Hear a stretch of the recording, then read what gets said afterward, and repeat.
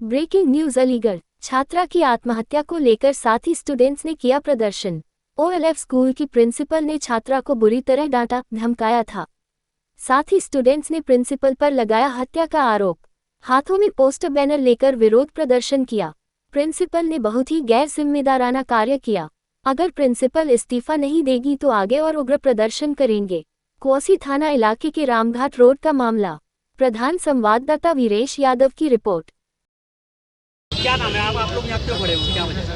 हम लोग अव्वल लेडी फातिमा के सामने खड़े हुए हैं क्योंकि उसमें बहुत ज़्यादा आए दिन बच्चों के साथ इंजस्टिस होता है। जो अब आजकल की जनरेशन में इतनी नॉर्मल चीज़ें हैं उसको वो लोग बहुत इशू बना देते हैं, बहुत बड़ा इशू बना देते हैं। और कुछ हाउस होल्ड्स ऐसे होते हैं जिसमें पेरेंट्स बहुत ज़्यादा स्ट्रिक्ट होते हैं, बहुत टॉक्सिक होते हैं। वो आपको नहीं पता कि उस बच्चे पे कितना बड़ा एक्शन ले सकते हैं उसके पेरेंट्स। तो बस उसी को स्टॉप करने के लिए प्रोटेस्ट कर रहे हैं मोएलएफ के सामने।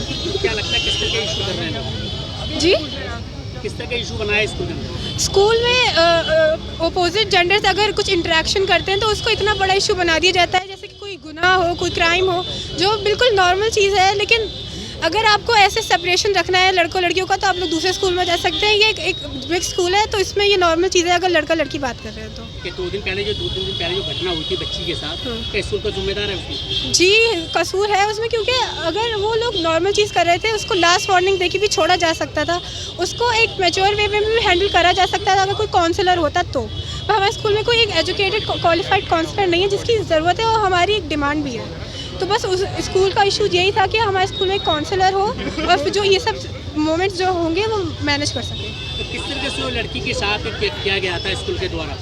जी, किस तरीके से किया गया था छात्रा के साथ? उसको आए दिन उसमें बुलाया जा रहा था। उसने सिस्टर से बोला भी क्योंकि हमें पता नहीं है किसी का हाउस होल्ड कैसा हो, किसी के पेरेंट्स कितने स्ट्रिक्ट हो, उस पर कैसा एक्शन ले सकते हैं। तो फिर सिस्टर ने उसने बहुत ज़्यादा उनसे इंसिस्ट करा कि उसके पेरेंट्स को ना बुलाएं, फिर भी नहीं सुना। एक बच्चे की उसकी मजबूरी भी नहीं समझी एंड उन्होंने उस पर एक बहुत बड़ा एक्शन ले लिया।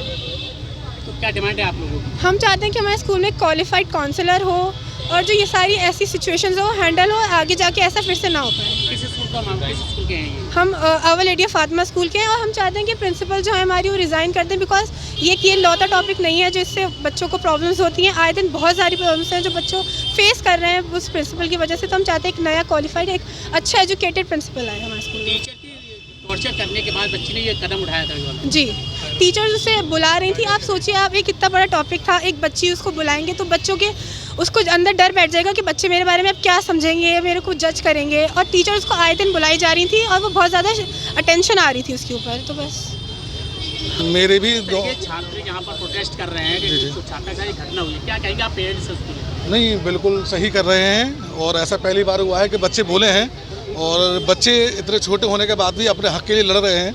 और जिस तरह से ये इशू बनाया गया है वो इशू नहीं बनाया चाहिए था ये, क्योंकि एक बच्चे ने अपनी जान दे दी है और ये बहुत एक छोटी सी घटना नहीं है। इसके अंदर पूरा स्कूल प्रशासन जिम्मेदार है जिसकी वजह से ये सब हुआ है। एक बच्ची जो अपनी जान दे देती है तो उसको एक बोलने का भी हक नहीं है। क्या वो किसी से बात नहीं कर सकती क्लास के अंदर? हम एक कॉन्वेंट स्कूल में पढ़ रहे हैं, अगर इस तरह से था तो हमें एक किसी रिलीजियस स्कूल्स में जाना चाहिए था जहाँ दोनों ही लड़के लड़कियाँ अलग तरीके से पढ़ाए जाते, जिसका आपस में कोई कांटेक्ट ना होता।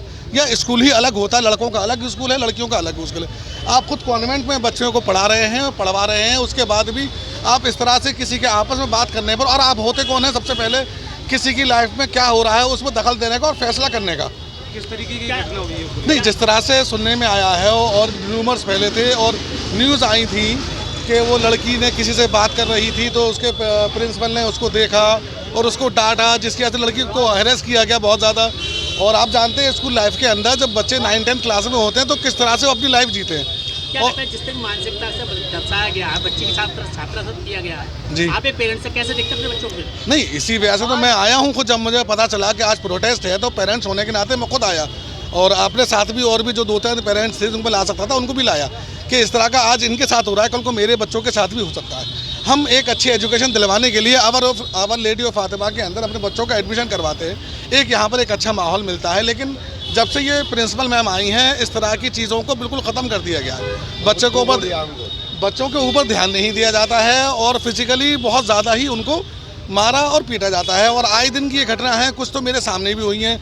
LKG क्लास के बच्चों को, छोटे छोटे बच्चों को मारा जाता है। और सबसे बड़ी वजह ये है जो इन बच्चों ने डिमांड रखी है, बहुत अच्छी डिमांड रखी है कि हमारे यहाँ एक काउंसलर, एक साइकोलॉजिस्ट, ये सब चीज़ें होनी ही चाहिए। जब आप एक अच्छे और एक आपने देखा यहाँ पर वेल रेपुटेड फैमिलीज़ के बच्चे ही पढ़ते हैं ज़्यादातर। इतनी बड़ी घटना का जिम्मेदार किसको मानते हैं? स्कूल प्रशासन ऑब्वियसली। क्या नाम है आपका? असद। मेरे भी